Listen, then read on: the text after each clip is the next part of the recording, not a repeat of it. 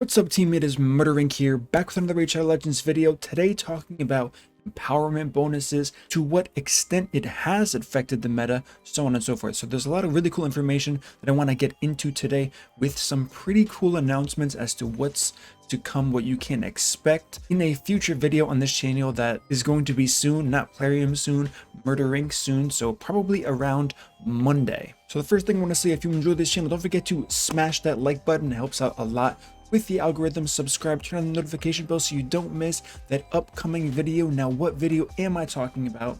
I am talking about, and it's going to correlate with what we're talking about here today, I'm going to be making a video with the one, the only leader of the top competitive clan in the entire game, Infinite. So I'm an Immortal Elite here, also known as Mad, and Infinite is the clan leader. I've played with this guy since Gods and Legends, where he was an officer when I was the leader there, and a lot of people don't know this, but he is arguably, I will say arguably, because of course people can contest this, but one of the greatest minds in Raid Shadow Legends.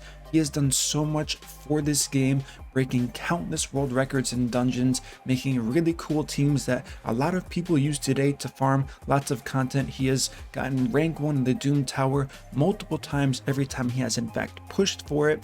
He's a spreadsheet master. He can actually play this game. Listen to this. He can play the game on a spreadsheet. He can calculate the incoming damage, the outgoing damage, turn meters, all of that with the spreadsheet. He can build his champions, apply it to a run, and it works exactly as he planned. So really impressive, and I'm really excited to get him on for the first interview he's done on YouTube, period, talking about a lot of really core things that I'm going to touch on in this video, and we're going to get more in detail with that interview with him. So I'm really excited for that, and hopefully you guys are as well. So what we're talking about today is, what has champion empowerment changed? Now, this is definitely a very, I don't know, critically acclaimed part of the dupe system, where everyone has an opinion. It's definitely, I wouldn't say affected the whole community, but the whole community is certainly talking about it. Now, what's going to be the long-term effects, especially in arena of +3, +4 champions, the meta champions, so on and so forth. So we do have to reference Infinite's spreadsheets here to really deep dive and talk about the good, some of the bad. I mean, there of course is going to be bad, but there's a lot of good that people aren't aware of. So let's get right into that now. We're going to go over these two spreadsheets here, and don't worry if you're confused by the numbers. Let me shift this over so you can see it properly here. Perfect. Okay, so the first thing we're going to look at here is, what's the empowerment going to do to some of these champions? And the first thing you're going to notice, and I will go over this a bit, baseline meta champions aren't going to be as good as empowered champions that we probably haven't seen in the past in a setting like the arena specifically. Now, this doesn't apply just to the arena. If you're using a champion to clear waves and dungeons, and you don't have someone like a seer, who is of course the uncontested greatest of all time, you can actually start using other champions if you were lucky enough, or I guess unlucky enough prior to this system, to be able to empower these champions. So really quickly looking at the numbers, if you look on the left here, we have 0, meaning a baseline champion. All of this is with the same, as we can see here, late game build versus 4,500 defense here. So we have the number values on top here for all of that. We have the faction guardian bonus on the second line here, showing the numbers there. Then faction guardian with 1 empowerment, 2, 3, 4. You guys get the point. The first thing to note for damage dealing champions, it's only extremely powerful and worth it if you can +4, which is going to be a very, very hard thing to do. Now, if you're saying a +4 is so broken it's going to break the game, that's not going to be the case, but I don't want to move on and jump to that just yet. So the first thing I want to talk about is going to be Ray, a champion I've been lucky enough. Going back to the Raid Shadow Legends window here, let's try to find the Ray that I have. So I was able to +4 Ray, Folly, a few other champions, but Ray specifically pops out here, and I'm going to show you why with these spreadsheets once again. So as we can see here, a +4 Ray is stronger than all the way up to a +3 Trunda. Now, thinking about Trunda and what the empowerment system does on top of faction guardians, this is kind of a modest nerf to Trunda because we are getting accuracy. Now I do have a +2. I can +3 Trunda, but I saw no need to. So if we look at the empowerment bonuses here, now this Trunda isn't really geared in any type of gear because I don't use her for pretty much anything besides faction war. So we do have a faction war build here, but if you can see, the bottom line is going to be the most important here.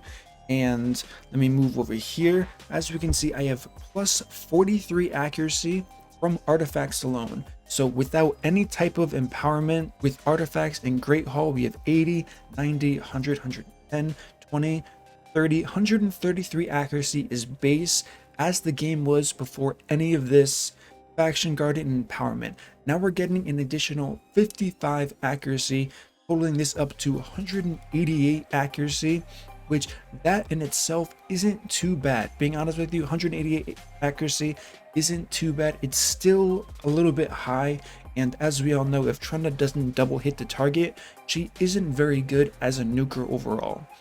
Get the main punch from Trunda by having her 2-hit, which can be very consistent with low accuracy. Now if you add on the additional +4 empowerment to this champion, she gets even more accuracy, and it becomes even more of an issue overall as far as stunning your enemy. As a brief example here, I do have a +1 Duchess here.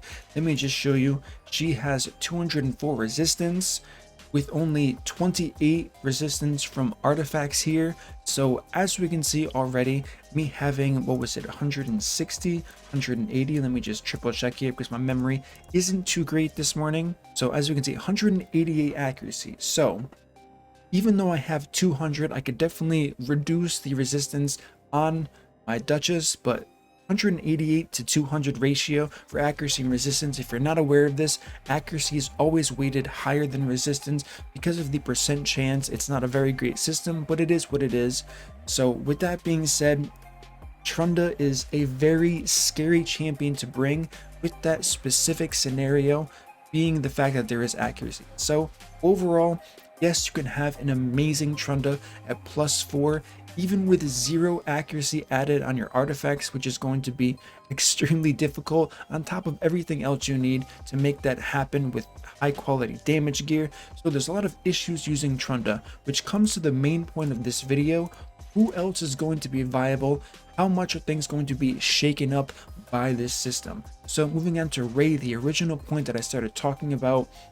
As we can see here, a +4 Ray is stronger than a +3 Trunda with her double hit. What you see here from Trunda's A3, these numbers, this is assuming a double hit. Now comparing that to Ray's A2 is very, very strong. Think about what Ray does. Ray also has an AoE freeze on top of that AoE, and Trunda of course does have the double hit as well as that A2 that's a really hard single hit that kind of spreads its damage out. So they're both very strong. One positive to Ray is the fact that reaction gear and swift parry gear does in fact exist. So now this extra accuracy that someone like a Ray can get on them is going to be extremely beneficial from a nuker. If you're going first into a team with reaction, the fact that you can freeze them, have them burn their reaction charge, they don't even get a turn after that. Then Ray gets to use her A2 hard hitting ability, doing a crazy amount of damage. As we can see here, 108,000 damage. This is a fantastic champion no matter how you play it in your head. One thing that's unfortunate, a champion like Ithos here, he is very strong, especially for wave clearing, but when you do compare it to the conditional damage of other champions, and based on his base stats alone, he does not scale very well as far as the Ithos A3. Moving on to Cantrefin, you can kind of see there. As far as Robar, he has stayed the king of conditional damage as far as his one hit. The problem is he doesn't have the same tools in his kit that Ray and Trunda do, so that is something to consider here. But all in all, if you did have a perfect setup, you didn't burn his A3 into reaction gear, you were able to CC the champions before using his hit, he is going to be the hardest hitting champion overall, as we can see from this chart laid out by Infinite. Moving on to Abess, Constantine, Folly A3. I know a lot of people are banking on Folly because he does have that block revive, which is very strong. However, he's almost half as effective as far as output and raw damage on his A3 with a +4 Folly than Ray as well as Trunda. even Robar. So that is unfortunate there. Soulless, very strong champion. We do have the brackets here saying it is with Ceres as well. Soulless is a defense type nuker. I believe the only one quickly scanning through on this list that is defense based, and he does not scale as well. Moving on to Magnar. Magnar is an epic. He's not empowered, which is why, as we can see, the faction guardian bonus stops at 86,508 and stays the same all the way to +4. One big question a lot of people are asking is, why can't you empower epic champions? I think it would be pretty cool, but plarium would be losing money because epics, of course, are much easier to get than legendaries. And not that I speak for plarium, but my educated guess on this would be they don't want people making epics stronger than legendaries because some players will feel bad.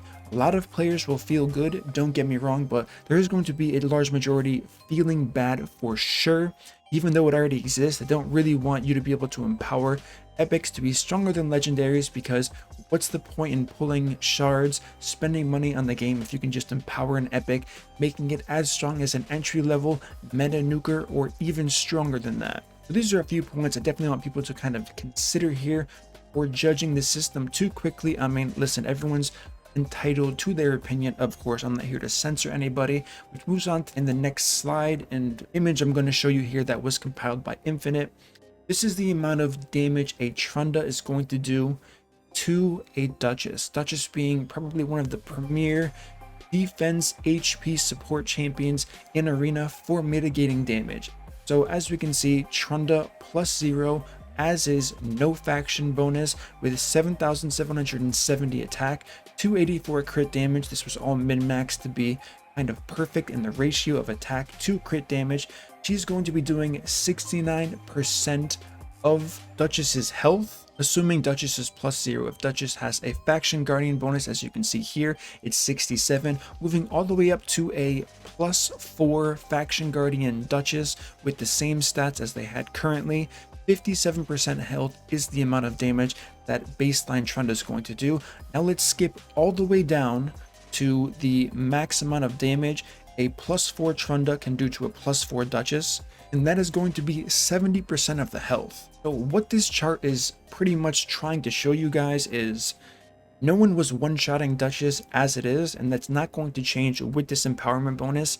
Even if you have a +4 Trunda with faction guardian, as we can see in the bottom here, against a normal Duchess, it goes from 69% of Duchess's health to 84%. That's still not enough to one-shot clearly, because 100% would represent 100% health.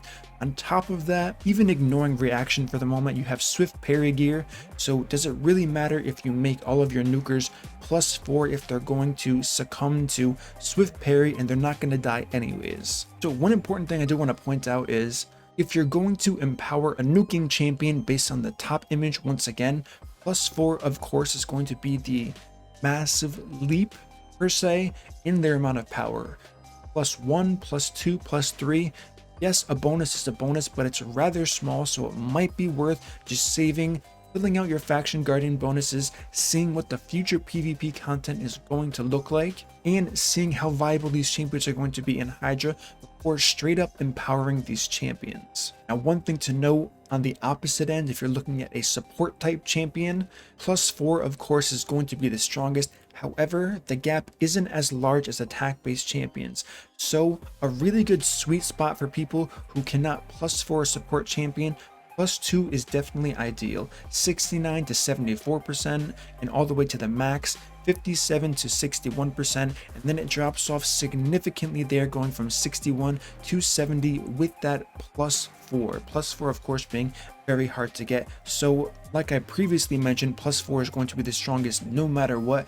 But if you wanted a happy medium, +2 on champions that are focused solely on speed, accuracy, resistance, +2 on champions who are really focused on HP and defense, all of these things matter.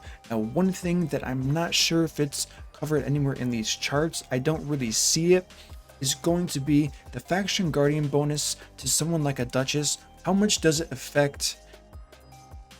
Ooh, look at this Black Friday pack. I was waiting for this to see how it is. Is this a good value? Let me see. The perfect value is what, $50 for those 5 shards and the one-time reward. So not bad. A little bit more expensive. Usually what, it's $15, so 15, 15, 60. Actually, this looks kind of normal. Maybe I'm crazy. Is it not $15 per sacred anyways? So Black Friday, maybe we're gonna get more packs. Hopefully we are. But anyways, that's not what I'm trying to explain here. What I do want to talk about is, and I've gone over this in a previous video, going over the mitigation stats for champions. It's going to be someone like a Duchess. So I currently have a Faction Guardian in +1 Duchess here. And one key thing to remember is health matters more than anything. Anything in the arena setting and pretty much in the game of Raid Shadow Legends, health is the meta defensive stat. People constantly overlook this, and the Faction Guardian bonus as well as empowerment is going to skew this. As you can see, we get an additional 200 and what is this, 58, or am I crazy, 258 additional defense here, which has to be factored in, which means I can in fact go lower. Why is this the case? Very good question, audience. This is because more likely than not, you're going to be hit with a defense down ability, reducing your defense to practically nothing here, and the sweet spot for defense is going to be 4,000. But like I said, it's very unlikely that you're going to get away with a defense that just lets you sit there without a defense down ability. Plus the fact that champions are ignoring defense with Savage Gear, Helm Smasher, or built-in abilities that already ignore it, really lowers the value of defense, but health remains the same and health remains king. So one thing I would really recommend, after you Faction Guardian bonus your champions here, and if you are fortunate enough to empower them, relook at your stat breakdowns here. Make sure you're investing more into health, less into defense. The same thing for attack champions. If your attack bonus starts skyrocketing, if your crit damage kind of stays the same, go back, retune your champions, and make sure everything is aligned. I do have videos on the calculations on how to really min-max your crit damage versus attacks. You can definitely go check those out. Those formulas are going to work wonders for you. If you do a Faction Guardian bonus right now, or if you have empowered your champions, make sure you're ready to be able to compete with other players who have done this research already, because it's going to make a pretty substantial difference for those who are prepared and those who are not prepared if they don't properly retune their gear to make sure all of this does in fact make sense. So to sum up this video and kind of to get us more hyped, we're going to be talking about Infinite in depth about all of this empowerment stuff, maybe some more topics on top of that. It's going to be really good to get him out onto this platform. I've been shouting him out for about a year now in countless videos, how smart he's been and all of the great work he has done for the Raid Shadow Legends community. So I'm excited to bring him here, show you guys, talk with him and see what he has to offer. Now that he is going to get a public forum to speak on, which is nice. But one thing to take away from here is, yes, there are clearly some flaws to this empowerment. Honestly, I wouldn't be upset at all if they kind of nerf this all in half. I don't really think it changes too much as it is. The perfect example is going to be Duchess here. This is going to apply to any champion. You're not one-shotting them before this change. You're not going to be after.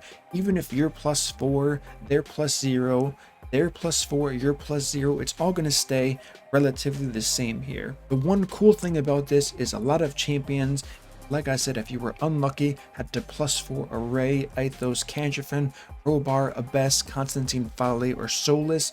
Looking at the damage breakdown here, 83,000, 89, 94,000 from Abyss, 88,000 from Constantine, 64 from Folly. Of course, he has Block Revive, which is an added bonus we can't see in the numbers here. 86,000 from Ceres, even Magnar getting that bonus here. Compare that all to a base level Trunda A3, you're getting much closer and much more powerful. So you're going to see a substantial increase in what you can do, even if you were unlucky and didn't pull the so-called meta champions, because specifically, as I went over earlier, this meta champion of Trunda actually suffers a lot from this bonus because of the accuracy. So with that being said, the only final thing to talk about is going to be champions who have split multipliers. What do split multipliers mean? That means rotos. So here is one of my 2 rotos here. Of course, the goal is to get him to +4 eventually. He's currently at +2. I'm kind of saving some empowerments for later here. But as we can see, 6.3 thousand defense. The main key takeaway here is going to be his skills: attack HP, attack HP, and attack HP. Any champions with split multipliers, of course, they're getting double the punch into their skill kits.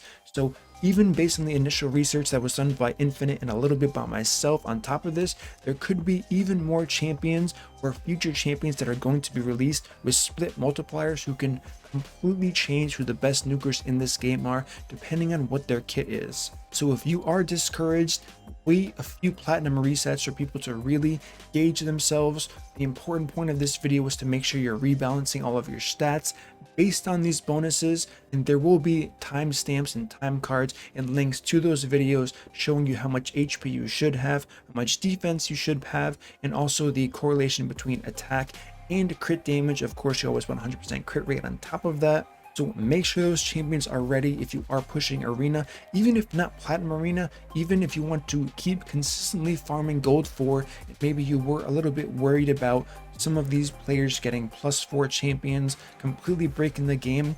If they don't tune their champions properly, you will see a lot more success. I guarantee it. I've seen it so many times. People are having crazy accounts.